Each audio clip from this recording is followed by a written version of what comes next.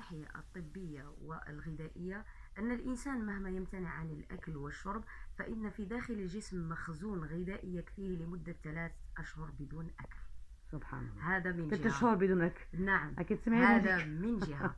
من جهة أخرى قد نقول نعم يستطيع الإنسان أن يكتفي بمخزون غذائي لمدة 3 أشهر، لكن الماء كيف يحدث؟ لأن الجسم يعني ينفذ قد منه يصاب الماء. بجفاف ربما. نعم. نعم. لكن في حقيقة الأمر في دراسات حديثة عن الجمل وهو سفينة الصحراء الذي يحول من مخزونه المائي الذي يعني فهو يشرب كثير من الماء ويبعث المتبقي من الماء كي يحافظ عليه في وقت ما إذا ما لم يجد الماء. نعم. وهذه شيء فطره الله بها لأنه سبحان. حيوان. نعم. لكن من خلال ذلك تساءل العلماء هل يمكن للإنسان كذلك أن تكون يعني منظومة تشبه منظومة الجمل؟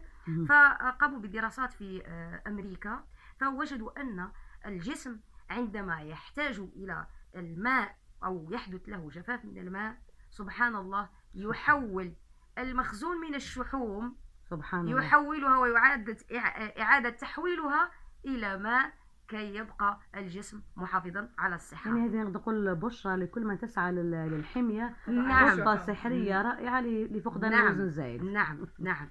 يعني من الجانب الطبي ومن الجانب البيولوجي ومن الجانب العلمي ومن الجانب المنطقي يقول بأنه لا يمكن للجسم أن يتعب. لكن المشكلة أين؟ نعم. المشكلة تكمن أنا عندما نقول إذا عرف السبب بطل العجب. بطل العجب. أولا قلنا الشرط الأول لا نصوم بلا وعي.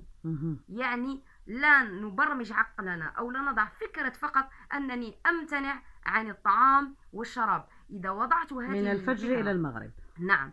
إذا وضعت هذه الفكرة ماذا أرسلت إلى اللاوعي؟ نحن نتحدث عن الجانب النفسي كذلك. أرسلت إلى اللاوعي أنني أقوم بتعذيب جسمي وتجويعه، وبالتالي الوعي ماذا يذهب؟ يذهب مباشرة إلى التركيز نحو الطعام والشراب. وكلما ركزنا على الشيء كلما احتجناه أكثر. وبالتالي لا شعوريا نحس بالتعب. فلو غيرنا المنظومة التفكيرية الخاطئة والسلبية التي تقتحمنا من الداخل والتي تعلمنا وتعودنا عليها بطريقة يعني سيئة منذ الصغر وصمنا بوعي فلا يمكن أن نشعر بالتعب. وكإشارة كذلك هناك الصيام وهناك الصوم، والصوم هو أعلى درجة من الصيام. إني نذرت إلى الرحمن صوما. صوم القول. نعم.